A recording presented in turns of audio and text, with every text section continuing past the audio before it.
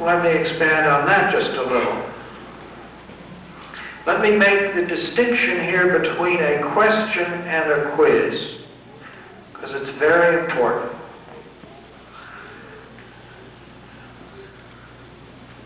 Now, if I'm walking, as I do on the streets of Boston, don't own a car, and a car comes up alongside and somebody sticks a head out the window and says, "Hey, mister," or whatever, "can you tell us how to get to Newbury Street or Copley Square," or wherever it happens to be. That's a question. They don't know. They want to know.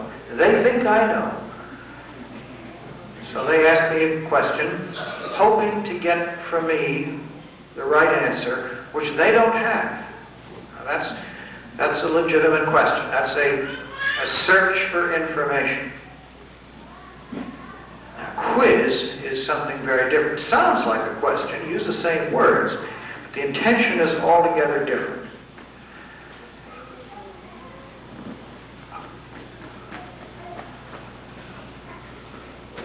I would be asking you a quiz if,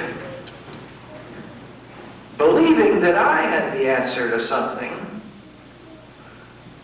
I asked you a question to make sure that you had it.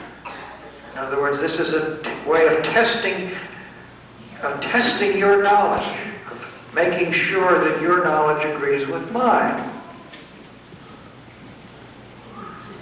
Now, little children understand very clearly the difference between quizzes and questions, and if some of you will have had the experience of asking your little 3-year-old or 4-year-old a quiz-type question, and you may get the answer, "I don't know," which is just a child's way of refusing to answer what it knows is not a real question, not a serious question, not an honest question.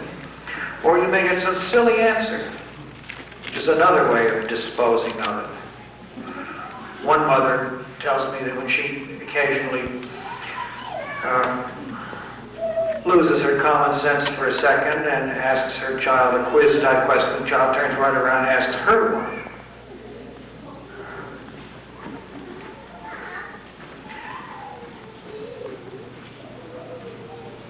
Little children understand that this is a quiz, not a question, and they further understand that all quiz-type questions are a statement of lack of confidence.